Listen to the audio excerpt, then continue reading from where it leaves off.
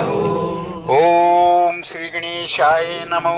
श्री लंबोदर गजबदन जय जय श्री गणेश विघ्न हरण मंगल कर्णिकाटन सकल कलेश। गौरी माँ के लाडले प्रथम करो धर ध्यान। मानसवाहिनी शारदे रखियोरी मारो मान। ब्रह्मा विष्णु महेश मनाऊं और खाटू यारा श्याम। गाँव इन सबकी वंदना मेरी पूर्ण हो सब काम। गुरुर् ब्रह्मा गुरुर्विष्णु गुरुर्देवो महेश्वराय। गुरुर् साक्षात् परब्रह्म तस्मै श्री गुरुवे नमः।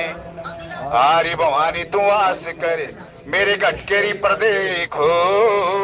रसना प्रवासा करो तमाई शुद्ध शब्दे मुख बोल। श्री गुरु चरण सरोज रज निज मन मुकुर सुधारी। वरण रघुवर विमल जशु जो दायक पल चारि। सियापति राम जय जय राम मेरे प्रभु राम जय जय राम। बुद्धिहीन तनु जानिके सुमरो पवन कुमार। बल बुद्धि विद्या देव मोहे हरहु कलेश विकार। सियापति राम जय जय राम मेरे प्रभु राम जय जय राम। बोलिए शंकर भगवान की। नीलांबो श्यामल कोमलांग सीता समारोपित मां भागम।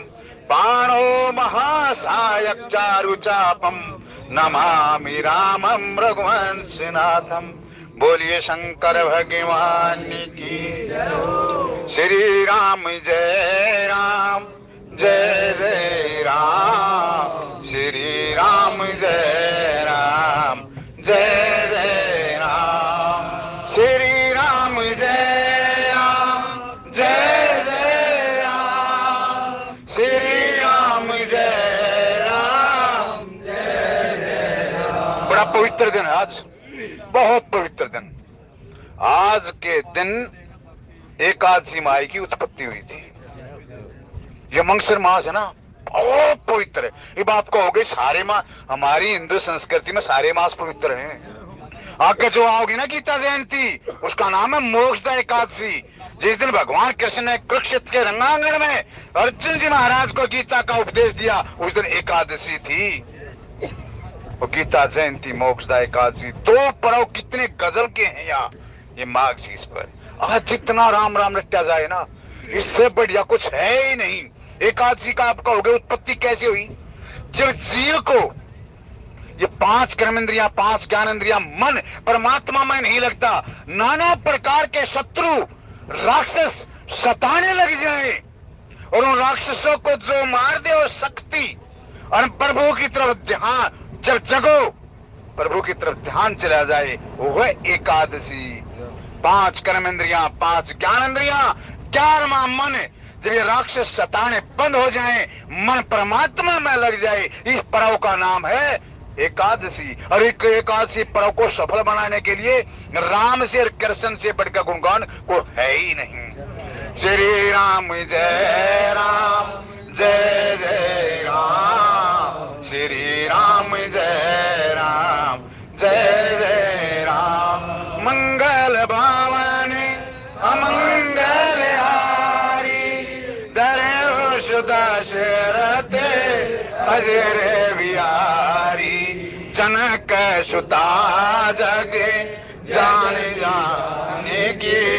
अतिशय प्रिय करूं निदान की। ताके जोग पद कमल मनाओ। जासु कृपा निर्मल मति पाऊं। चलत विमान कोलाहल होई। जय रघुवीर कह सब कोई। बोलिए शंकर भगवान की। तासु दशा देखी सुखनी पुलकर गात जलन। कहूं कर्ण निज हर्ष करे। पूछे सब मुदु बहन सियापति राम जय जय राम मेरे प्रभु राम जय जय राम। परनऊ पवन कुमार खलवान पावक ज्ञान घन। जासु हृदय आगार बसाई राम सिर चाप धरे। प्रातः स्मरणीय, वंदनीय, अर्चनीय, सुबह उठ के, और जिसने तुलसी बाबा के दर्शन कर लिए ना मन से, वचन से, कर्म से, उसका जीवन सफल है। क्या नहीं दिया इस दिव्य ग्रंथ, इतना अद्भुत ग्रंथ, क्या नहीं दिया। 4 प्रकार के हैं इसमें, कर्म घाट, ज्ञान घाट, भक्ति घाट, शरणागति घाट। कोई भी किसी की प्रकार का प्रसंग ले लो, गृहस्थियों के लिए, राजा के लिए, कुछ भी एक पोट में डाल दो, और जो भी पर्ची काट दोगे ना, वो रामचरितमानस निकलेगी। और इससे दिव्यता क्या होगी। हमारे सनातन धर्म में 5 देवों की जो ना विधान है, 5 देवों की रोजाना पूजा करो। या पदापी में कहा 5 देव, चलते चलते बैग ठायर कर लो। जोश में रहते सीधी हो गणनायक कारीवर, 5 देवों की पूजा होगी। कितना गजब का है। गायत्री मंत्र का जाप करोगे, वेदों में है गायत्री मंत्र। विश्वामित्र जो आज जिसका जना गादी तने मन चिंता व्यापी हरि बिन मिलनी, ये गायत्री मंत्र को सिद्ध करने वाला विश्वामित्र जी महाराज हैं। और इसके लिए आपने सिद्धासन चाहिए हो चाहिए नहीं, बुद्धि सुरक्षित रहेगी।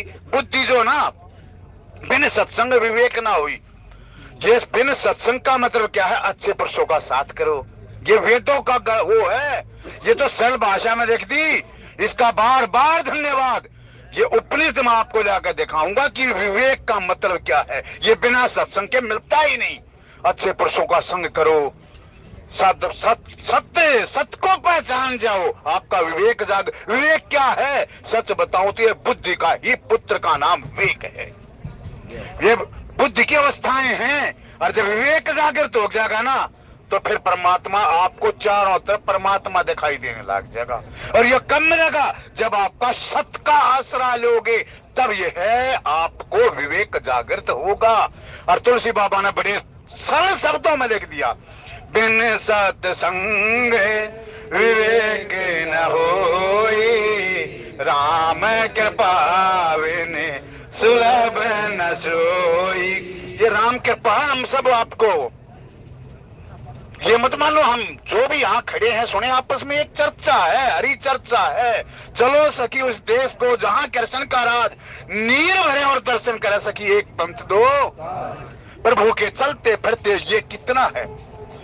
इसमें रामचरितमानस में कोई अन्याय नहीं है, कोई वो नहीं है कि चौपाइयों पर ही बोलना चाहे। किसी भी चौपाई में सच बताऊं, चारों वेद शास्त्र अनेकों अनेक, उस चौपाई में सब ग्रंथों का रस भरा हुआ है। कहीं से भी बता लो, हम कथा के साथ न्याय ही करेंगे। ये कौन से कह देना कि जो कथा से बाहर बोल रहे हैं, रामचरितमानस से न्याय नहीं मैं कहता हूं न्याय करें हैं। इसमें अटूट भक्ति है, और भक्ति को वो बनाने के लिए क्या करोगे, भक्तमाल का सहारा ले लो। रामचरितमानस के साथ अन्याय क्यों होगा यार।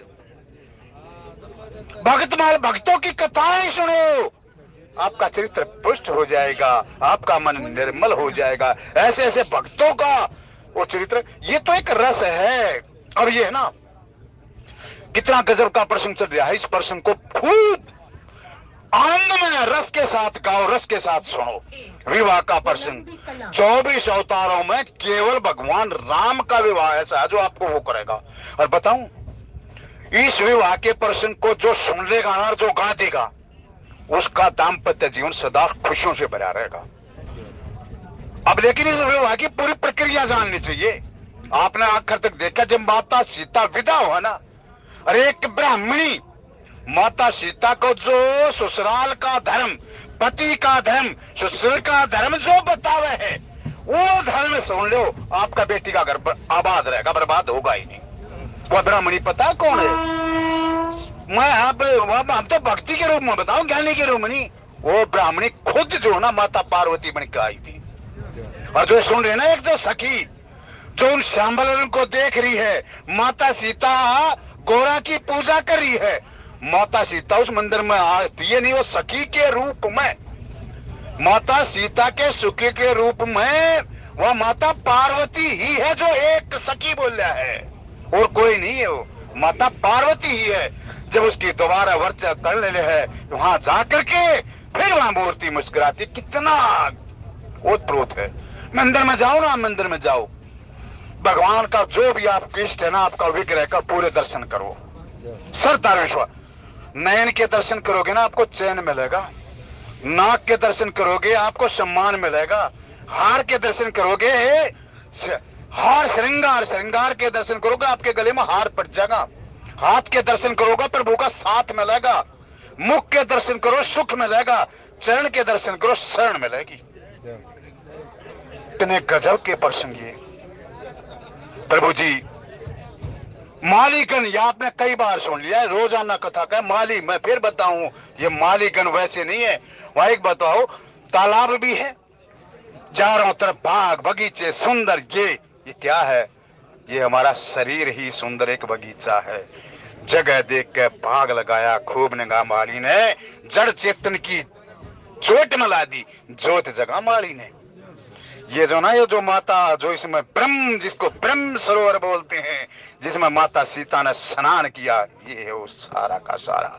समझने का प्रयत्न को ज्ञान नहीं परोसा जा रहा, या भक्ति भाव से हमारा आप आपस में वो कर रहे हैं। प्रभु जी मालीगण कहा, माँ आदि शक्ति माँ सीता। आलीगण, आली का मतलब सखी, और सखियों का जो समूह है उसको बोलते हैं मालीगण। प्रसंग बहुत पीछे चला गया। वो माली जो पहले जो द्वारपाल था, वो माली भी भगवान के साथ ठठोई करने लग गया, वही ठठोई करने लग गया। प्रभु जी आप, ये आपके चरण इतने कोमल है, आप चले जाओगे, ये आपकी जो पंखड़ियां है ना, ये आपके चरणों से ज्यादा कोमल नहीं है। खैर वो प्रसंग दूसरा चला गया, और प्रभु जी आज्ञा लेकर चारों तरफ देखने लगे। आपने देखे ना, कल ही प्रसंग होगा शायद, यो चहु दिशी और चारों दिशा देखने का क्या मतलब? चारों दिशों का मतलब है भक्ति जो है परमात्मा के प्राप्ति के साधन। आर्त भाव से भी किया जा है, अर्थ भाव से भी किया जा है, जिज्ञासी भाव से परमात्मा को, और ज्ञान भाव से भी। चारों दिशाओं का मतलब उत्तर दक्षिण पूर्व पश्चिम चारों ओर को देख लिया। चारों ओर का मतलब इतने गजब के हैं। चारों ओर क्या है? माता सीता की तरफ निगाह लिया। आज माता सीता जो है पुत्री के रूप में है, कल ये बहू रानी के रूप में होगी, ये उसके बाद परसों राजरानी के रूप में होगी, और उसके बाद ये महारानी के रूप में होगी। सीता तेरे चार चार रूप। सीता तू उत्पत्ति करने वाली, तू पालन करने वाली, तू संहार करने वाली, तू कलेशों को हरने वाली, अरे तू कल्याण करने वाली। चारों तरफ भगवान राम ने देख दिया। भगवान राम कहने लगे कि नहीं, यहाँ चार विभूतियां भी आई हैं और आएंगे, उनके दर्शन होंगे। दशरथ जी महाराज भी आएंगे, जनक जी महाराज यहाँ हैं, विश्वामित्र जी यहाँ हैं, वशिष्ठ जी महाराज भी आएंगे। चारों तरफ देख लिया। चार लीलाएं मुख्य है भगवान की। अयोध्या में जो है संस्कार लीला है, और यहाँ प्रभु श्रृंगार लीला कर रहे हैं, और जो है अरण्य कांड में वहां जाकर के विहार लीला करेंगे, और लंका में जाकर के श्रृंगार लीला करेंगे। ये चारों लीला एक करती बड़े गजब की। लेकिन आज जो मुख्य है मेरे मन में आया, जो मैं आपको बताऊं, कश्यप जियों को, रणधीर जियों को, पवन जियों को, अगले हफ्ते जो है ना माता सीता का स्वयंवर शुरू हो रहा है। राजे महाराजाओं को निमंत्रण दे दिया जनक जी महाराज ने।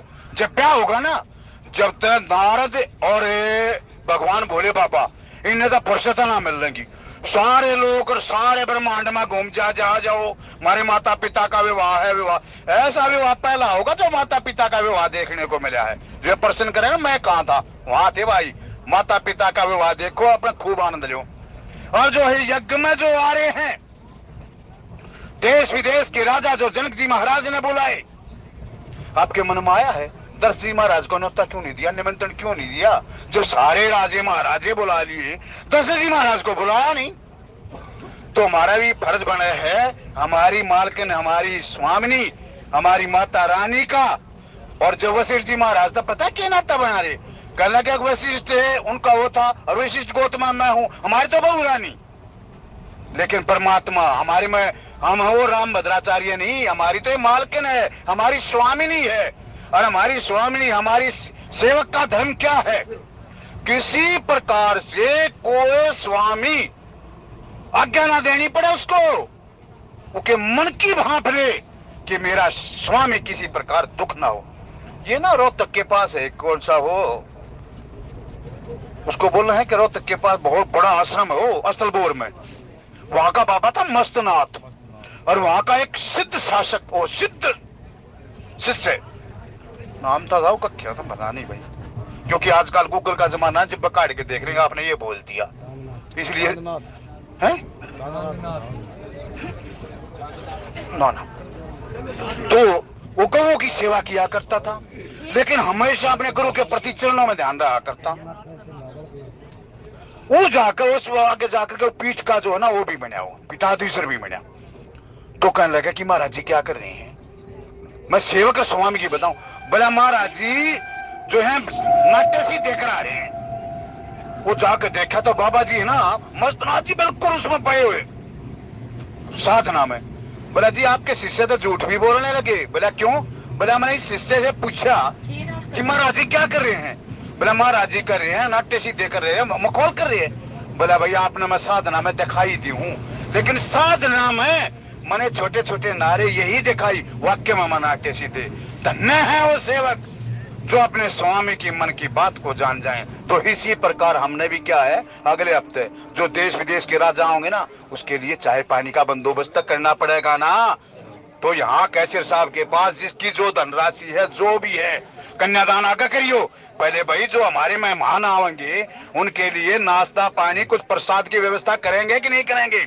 आगे से प्रसाद बटेगा यहाँ डिब्बों में, उसके लिए मैं यहाँ उच्चारण नहीं करूंगा, कैसर साहब को मैं लिखवा दूंगा, क्योंकि हमने व्यवस्था करानी ना। हमारी स्वामिनी का विवाह है भाई, हमारे जो मालकिन हमारी सीता माँ जो हमारी भक्ति है, वो भक्ति का आज।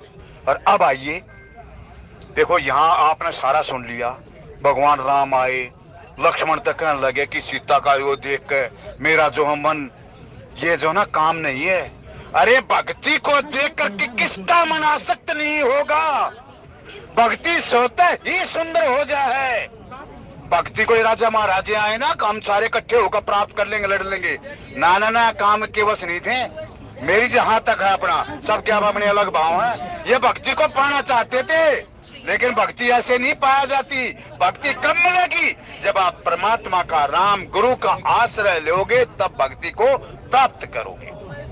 निबला लक्ष्मण, हम रघुवंशी हैं, आज तक हमारा मन विचलित नहीं हुआ। हमारे पूर्वजों ने कभी रण में पीठ नहीं दिखाई, हमारे पूर्वजों ने कभी किसी स्त्री का अपमान नहीं किया। और आज मेरा मन क्या हो गया? लक्ष्मण जी महाराज मुस्कुराए। क्यों? भक्ति, और भक्ति को उसी का साथ पानी ग्रहण होगा जो उसके पास सच्चा ज्ञान होगा। और भगवान ने गीता में कह दिया, निबला ज्ञानी मेरा ही स्वरूप है, तो राम से बढ़कर को ज्ञानी है ही नहीं, तो माता सीता क्यों ना उसका पानी ग्रहण करेगी? अरे ज्ञान है, भक्ति तो उसी के पास जाएगी ना जिसके पास सम्यक ज्ञान होगा। और ज्ञान का ये मतलब नहीं दूसरे का अपमान करना, ज्ञान का मतलब प्रेम की प्राकष्ठता।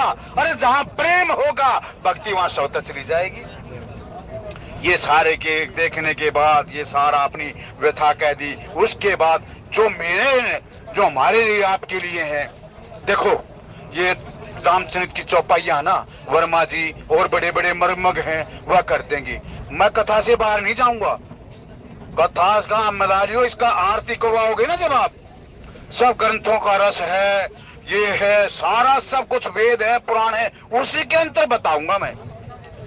हमारे यहाँ 9 प्रकार के विवाह हैं, 8 प्रकार के विवाह हमारे सनातन धर्म में। और हमारा सनातन धर्म नहीं, हमारा वेदों में जो बताया है, इस वेदों का अनुसरण करा पूरा विश्व। मैं डंके की चोट पे कह रहा हूँ, मैं एक आपका छोटा सा वो हूँ, लेकिन 8 प्रकार के जो विवाह है, जो हमारे वेदों ने गा दिया, जो हमारा सनातन धर्म मान्यता देता है, पूरा विश्व उनका अनुसरण नहीं कर रहा हो। तो बता रही हूँ, एक है पहला ब्रह्म विवाह, दूसरा देव विवाह, एक है गंधर्व विवाह, एक है आर्ष विवाह, और एक है राक्षस विवाह, और एक है पिशाच विवाह। और वो 2 जो विवाह ना, मैं उनका वर्णन नहीं करूंगा, क्योंकि इसमें थोड़ा सा जो दहेज की जो है ना, ये दहेज तो राजा दशरथ ने भी दिया है, लेकिन उनमें वो छोटा। पहले ये जो ब्रह्म विवाह है, ये है माता सीता का और भगवान राम का, ये है ब्रह्म विवाह। इस विवाह को जो को सुन लेगा, जो को गा देगा और खुले ध्यान से जनक जी महाराज की तरफ होकर के राजा दशरथ जी का स्वागत कर देगा, जो जितने हुए आए हैं उनको प्रसाद की व्यवस्था कर देगा। उनको गारंटी, उनके 3 पीढ़ियों में वैवाहिक जीवन बेटे का हो बेटी का हो किसी कलेश में होगा ही नहीं।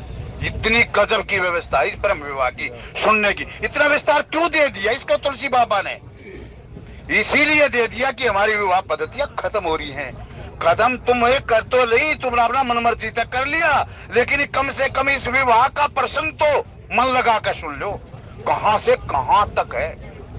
और जब आप है ना गादी मने तिन चिंता व्यापी, हरि बिन मरे नहीं निशाचर पापी, जो इस विवाह को सुन लेगा ना उसके निशाचर अपने आप मर जाएंगे, शांत हो जाएंगे। जो राक्षस बैठे हुए हैं ना उथल पुथल मचा रहे हैं, ये सब शांत हो जाएंगे। फिर है कि देव विवाह। एक कोई भगत है ना, वो जो आएंगे ना राजे महाराजे, भाई हम तो किसके, हम तो माता सीता की तरफ से हैं, उनका स्वागत करना, हम तो सेवक बन के, हम तो पत्थर उठाने आए भाई। पत्थर उठाने का भी सौभाग्य मिल जाना अगले जन्म में मन माता सीता, मैं समझूंगा मेरी जो ना रेल की भक्ति कामयाब होगी। लेकिन हमारा इसे कर्म है कहा जो माता के स्वयंवर में हम पत्थर उठा दें। अरे राजा धर्मराज युधिष्ठिर के उस यज्ञ में खुद कृष्ण भगवान ने पत्थर उठाए। इसको साधारण मत मानो, पत्थर पता ना कौन सा क्या कर जाए। अगला है देव विवाह। देव विवाह को हम तकरीबन हमारे सारे के सारे पद्धति देव विवाह को हम आचरण में करें। देव विवाह ये भगवान राम ने ना जनक जी महाराज की प्रेरणा से तो है सारा। भगवान राम ने जनक जी महाराज को, भगवान राम और सीता माता सीता को भेद है नहीं। जिसके घर में सीता हो, जिसके घर में भक्ति हो, उसकी तो बुद्धि वैसे ना प्रखर हो जाएगी। सारे राजे महाराजों को बुला लिया, नहीं बुला, इन राक्षसा नहीं बुला ले, इन राक्षसों को भी बुला लिया। राक्षस बोले जी हम तो बहुत भयंकर हैं, ये है वो है, नहीं बोला अपना भेष बदलिया हो, लेकिन इस विवाह को देख लो। क्या है मतलब है विवाह को देखने का? जो राक्षस विवाह ना, राक्षस विवाह वो कभी फलीभूत नहीं होता, कभी भी फलीभूत नहीं होगा राक्षस विवाह। राक्षस विवाह करा था भीष्म ने। राक्षस विवाह का पता मतलब क्या है?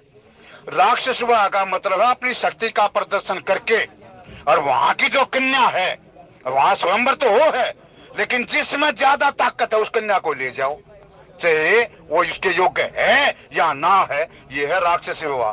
राक्षस विवाह किया है, कहते ना इसका कसूर था इसका। जब राक्षस विवाह में संतान ऐसी होंगी, राक्षस विवाह करने के बाद कुल को बर्बादी कर ली भीष्म जी ने। ये महाभारत में जब भीष्म जी पढ़े ना, युधिष्ठिर जी महाराज ने उनसे ज्ञान सारा वो लिया था, जब बताया था पुत्र कभी राक्षस विवाह की तरफ मत करना, देव विवाह करना, देव विवाह करना। राक्षस विवाह कर दिया, हो गया। और एक और बताऊं आपको, कृष्ण भगवान की लीलाओं का ना कुछ विधर्मियों ने मखौल बना दिया, उनका हास्य बना दिया। एक भगवान की लीला है ना, एक लीला स्मरण मात्र से ही हमारा कल्याण हो जाएगा। ये भगवान की जो लीलाएं हैं, राम की लीलाएं हैं, ये अनुकरणीय हैं, लेकिन उसकी जो ना वो स्मरणीय है, उनकी समर्थ्य से जाओ। देखो कितना गजब का विदर्भ देश होया। विदर्भ देश का राजा भीष्मकर, और उसका एक पुत्र जिसका नाम रुक्मिणी, एक बेटी जिसका नाम रुक्मिणी। इधर माता सीता भी गौरा की पूजा करने जा है, और इधर माता रुक्मिणी भी गौरा। देखो आपकी मर्जी है, वैसे जिसका जवान बेटी है ना उसको कह दे माता गौरा की पूजा से बढ़ के और को पूजा है ही नहीं। माता गौरा प्रसन्न होगी ना, उसको मन चाहा वर दे देगी। ये हमने प्रसन्न बतावा है। वैसे तो आजकल कुछ कह दे, ये कह दे, लेकिन नहीं, कुंवारी लड़की के लिए गौरी पूजन से बढ़ करके कोई पूजा है ही नहीं। माता सीता हुई चाहे रुक्मणी हुई चाहे कुछ भी हुई, मन चाया वरदान देगी, मन चाया वरदान आपको। और मैंने तो यहाँ तक भी सुना है, पुराणों में पढ़ा है, अगर अपनी बेटी के स्वयंवर में आप अपना दामाद शंकर भोले जैसा चाहोगे, उसके गले में लोकट में शंकर भगवान करके फेरे करा दो। अगर आप अपनी बेटी ने विष्णु तुल्य चाहोगे, सोने की प्रतिमा बनवानी पड़ेगी, वो विष्णु भगवान की प्रतिमा करवाओ और अपने बेटी की फेरे करवा दो, कभी उसका अंधन का टोटा नहीं रहेगा। और जब इस शंकर भगवान, वह बेटी उसके लिए सदा सदा के लिए प्यारी बन जाएगी अपने पति की, क्योंकि शंकर भगवान ने माता पार्वती के समान और कोई प्रिय है ही नहीं। विष्णु ने लक्ष्मी भी इतनी प्रिय नहीं है जिस शंकर भगवान ने माता पार्वती प्रिय है। गजब की देखो वहां रुक्मिणी, जो उसका देखो जो आजकल चल रहा है ना ट्रेंड, जो नगद गिना ले बेटी के, जो के इज्जत रहे मोड़ की, ये कृष्ण भगवान ने ये प्रसंग बताया। उसकी लीलाएं साधारण लीलाएं हैं। और मैं तो कहूंगा भाई ये विवाह का प्रसंग है, चौपाइयों तम चौपाइयों का अनुवाद ये कर देंगे। मैं तो हो सका तो माता की कृष्ण भगवान के जो 16,108 विवाह ना, उनका एक एक का वर्णन करूंगा। चाहे माता सत्यभामा हो, चाहे रुक्मिणी हो, चाहे कालिंदी हो, चाहे सत्यमित्रा हो, मैं एक एक का इतना गजब का विवाह का वर्णन है, आपका मन जो ना प्रफुल्लित हो जाएगा। प्रकृति से बाहर निकल आओगे। जो 8 विवाह ना, ये यही है प्रकृति को विजय पाने का मार्ग। इन 8 विवाह का श्रवण कर लो, सुन लो, कानों से सुन लो। जो रुक्मी था ना, भीष्म का जो पुत्र, रुक्मिणी का भाई, उसकी यारी थी किस गल्या? जरासंध गल्या, शिशुपाल के साथ। और ये सारे के सारे आगे चाल का दुर्योधन के यार बने। जितने भी विधर्म थे, जितने भी अधर्मी थे, जितने भी मतलब कहना खोटे कर्म करने वाले, वो सारे रुक्मी के यार थे। उसने सोचा मैं अपनी बहन का अगर रिश्ता शिशुपाल से कर दूं, स्वार्थ देख लिया, बहन को बेचना चाहा, तो मेरे को राजनीतिक बहुत फायदा मिल जाएगा। कहां रुक्मिणी, माता रुक्मिणी, और कहां शिशुपाल अत्याचार व्यभिचार, वो प्रजा का जो है ना शोषण करने वाला, धर्म का त्याग करने वाला, और कहां माता रुक्मिणी? पिता की नहीं चली, अपना सौदा कर लिया। सौदा विवाह बंधुओं, सौदाबाजी नहीं है, उसके अनुरूप नहीं थी। लेकिन पिता लाचार है, क्योंकि उसकी यारी दोस्त इतने उसके, कहने लगा कि मेरी यारी अगर रिश्तेदारी में बदल जा, मैं अपनी बहन का विवाह इस शिशुपाल के साथ कर दी तो मेरे राजनीतिक संबंध कितने सुदृढ़ हो जाएंगे। मेरी जो है ना धन धान्य से मेरा किसी के साथ जाएंगे, 2 हो जाएंगे, और उसका धन लूट कर अपने खजाने भर लेंगे। इस नीयत से माता रुक्मिणी की शादी शिशुपाल के साथ करनी चाहिए उसने। लेकिन माता रुक्मिणी तो रुक्मिणी है ना, सारे जैसे यहाँ देश के विदेश के राजा होंगे ना, सारे राजा बुला लिए रुक्मिणी ने। उसमें आ गया जरासंध भी, शिशुपाल भी।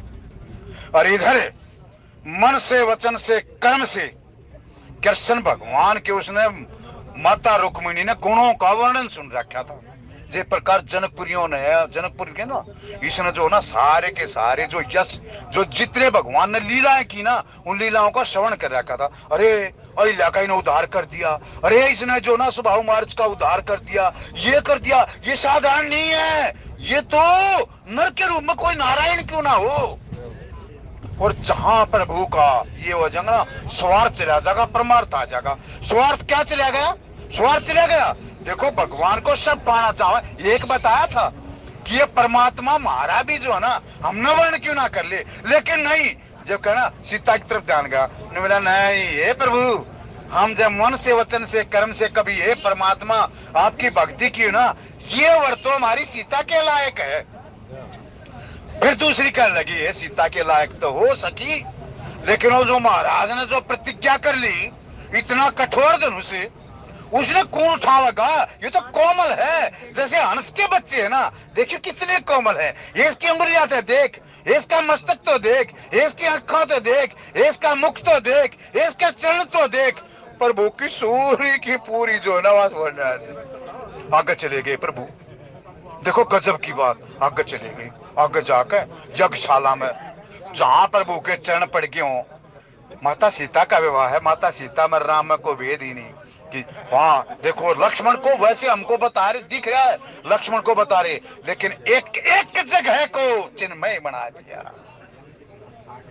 इधर वह नारिया कह रही है वो धनुष वो भगवान राम का ना छू गया, मैंने मन न किया, वाक्य में ये बात हुई। माता सीता की वर की प्राप्ति के लिए सारी जनकपुर की जितनी भी नारियां थी ना, उन्होंने प्रार्थना की गौरी मैया से, मां तो इनको ना हल्का कर दे। रहे से उन दुष्ट राक्षसों ने जिसका पहला नंबर आया ना राजा का, वो धनुष का हाथ लगाया, अहंकार में गया, मैं कर दूंगा, ये क्या है, वो नहीं उठा। आन के मन में ही आवा होगा, नहीं बोला, ये परमात्मा, जब मैंने एक भी दिन भी आपका नाम सच्चा लिया हो ना, ये धनुष मेरे तो नहीं उठाना, तो राजा पे भी नहीं उठना चाहिए। तो वो ये प्रार्थना करने लगे, दूसरा ये कर लेगा, तीसरा ये कर लेगा, भगवान तो सबकी मनोकामना पूर्ण करे। बोला भाई तुम सारे मेरे भगत हो, मेरा दर्शन कर रहे हो, चाहे बैर भाव से कर रहे हो, चाहे कुछ भी कर रहे हो, तुम्हारे ये मन में है ना कि धनुष परमात्मा किसी से नहीं उठना, तो वाक्य में मैं कहूँ ये धनुष उठाएगा नहीं किसी पे, मैं उठाऊंगा। प्रभु का वो करे नहीं, शक्ति लगी ही नहीं, क्योंकि वो आत्मा। इसी प्रकार रुक्मिणी जो है, माता से आज्ञा लेकर, माता की आज्ञा बेटी सारी बता दे। एक ऐसा माँ बेटी का एक ऐसा नाता है जो माँ बेटी लगे हैं अपने, पर वह सखी सहेली सहेली है। बाप और बेटे का नाता मर्यादा का है, मर्यादा वहां भी है, लेकिन कुछ बात ऐसी हैं, बाप अपने पिता से शेयर नहीं कर सकता वो बातें, लेकिन बेटी अपनी माँ से शेयर कर लेगी। माँ ऐसी है, अब तो ये परंपरा छूट गई, पहले है ना माँ बेटी क्या है, शाम के समय माँ बेटी बुआ बहन ये सारे इकट्ठे होके फारग उड़ जाया करती, वहां दिन भर की सारी चर्चाएं बतला लिया करती। रुक्मिणी ने कह दी कि माँ मेरे साथ ही अन्याय हो रहा है। क्या बेटी? माँ मैं चाहती मन से वचन से कर्म से, वो जो कृष्ण काला है ना, उसके मैंने यश के चर्चे सुन रखे हैं, मेरा पति तो वो होना चाहिए। ने बोला बेटी देख, जब मैंने जिक्र भी कर दिया ना, तेरा पिता भी लाचार है, जब मैंने जिक्र कर दिया तेरा भाई सा है, तब ने भी मारे मन ने भी मारे। बोला माँ फिर इसका बात क्या, ये तो बारात आ गई, शिशुपाल लेकर आ गया, सारे के सारे आगे, माँ फिर ये कैसे हो? सच्चे हृदय से भगवान ने याद करने लगी, और सच्चे हृदय से जो याद करेगा ना वो निवारण हो जाएगा। जैसे याद किया एकदम से बुद्धि प्रकृति एक जागृत हो गया। सहदेव नाम का ब्राह्मण था, और ब्राह्मण क्या भगवान का मुख है, उसी से कहा दी। बोला बेटी किस चिंता में?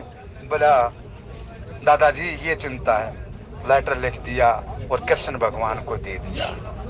इतने गजब का मैं बुधवार में सुनाऊंगा जो पंक्ति लिखी है, जो आप भी अगर ये लेटर लिख दोगे भगवान के पास, परमात्मा आपकी भी सुनेगा, आपका वर्ण कर लेगा, गारंटी है भाई। जो माता रुक्मिणी ने जो 8 पंक्तियां जो लिखी थी, माँ कहने लगी बेटा, माँ ना समझ पाई, बोली बेटा सारी बात ठीक है, अगर तू वाक्य में कृष्ण काले न पाना चाहे है ना, तो मेरी बेटी ऐसा करे, तू जो है गोरा का पूजा करे, गोरा पूजन कर ले।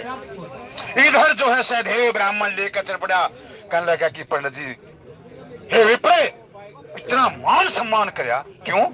भक्ति का या उसका जो आत्मा और परमात्मा का जो मिलन करावे, वो हमारे लिए वंदनीय है, पूजनीय हो है।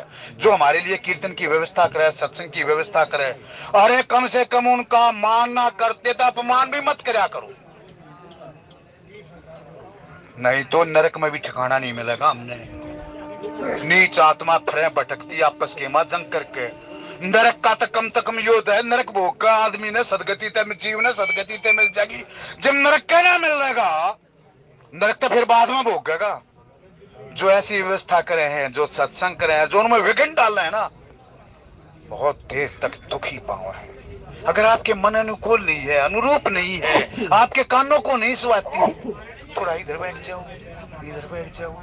लेकिन जो जीव आत्माएं जो 90% जो सुनने के इच्छुक हैं, इनको तो सुन लेने दो, इनको तो सुन लेने दो। कहने की जा मेरी भगतनी को कह देना, मैं वहां मिलूंगा, रथ लेकर तैयार पाऊंगा। और वहां जो मंदिर है ना, वो तो बता थारे मंदिर है कोई बार? बोले हाँ है। बोला कौन सा? बोला पार्वती का मंदिर है। बोला बन की बात, पार्वती तो मेरा ही, ये तो देखो आपका जो इष्ट है ना, अपनी इष्ट की प्रसन्नता के लिए आपने पता क्या करना चाहिए?